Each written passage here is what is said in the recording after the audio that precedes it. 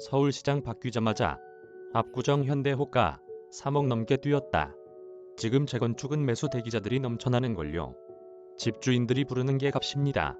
11일 서울 강남구 압구정동 알공인 관계자는 오세훈 서울시장이 당선되면서 현대아파트 몸값이 치솟고 있다며 이같이 말했다.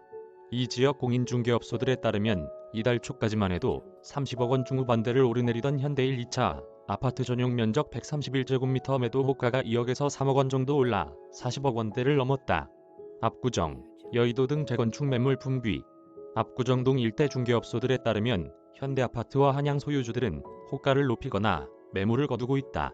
오세훈 서울시장이 취임 일성으로 재건축, 재개발 규제 완화를 재차 강조하면서 기대감이 커져서다.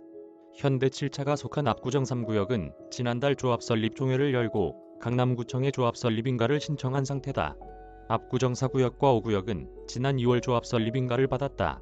인근 A공인 관계자는 두세 달 전부터 조합원 2년 의무거주 규제를 피하기 위해 조합 설립이 진행된 데다가 서울시장 선거 이후 민간 재건축 기대까지 더해져 가격 상승세가 가파르다고 했다. T공인 대표는 최근 현대 7차 전용 면적 245제곱미터가 최고가인 80억 원에 팔렸다는 소식이 나오면서 매도인들이 최소 1억 원씩은 더 받아달라고 한다고 전했다. 압구정 일대 재건축 대장으로 꼽히는 현대 7차 아파트 245제곱미터는 지난 5일 80억 원에 거래되면서 역대 최고가를 기록했다. 이는 재건축 활성화에 대한 기대감이 반영된 것이라는 분석이 나온다. 압구정동 현대일 2차 아파트 131제곱미터 역시 이날 기준 최고 호가가 40억 원까지 나오면서 지난달 매매가 36억 5천만 원보다 3억 5천만 원 높게 형성됐다.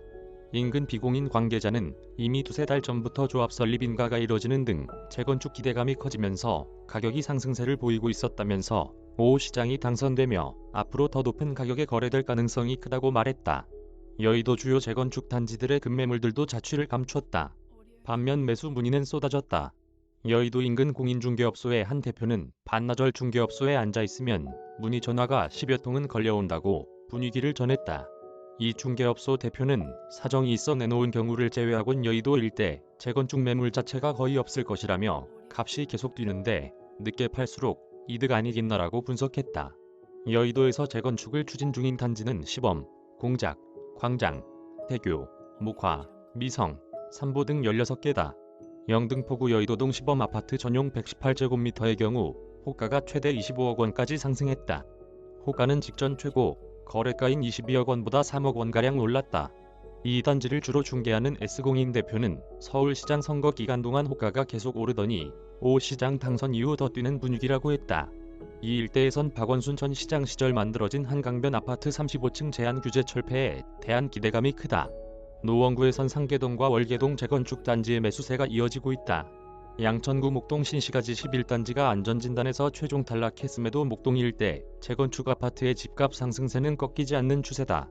목동 12단지 71제곱미터는 1월에 13억 8,500만원에 거래되다가 3월에 15억 4천만원까지 올랐다. 석 달 새 1억 5천만원 넘게 뛰었다. 목동에 위치한 K공인 관계자는 단지 주민들 사이에서 분위기가 바뀌면서 못해도 안전진단을 다시 추진해보자는 이야기가 나온다고 전했다. 공약 실현 여부는 지켜봐야. 재건축 강세 분위기는 통계에서도 엿볼 수 있다.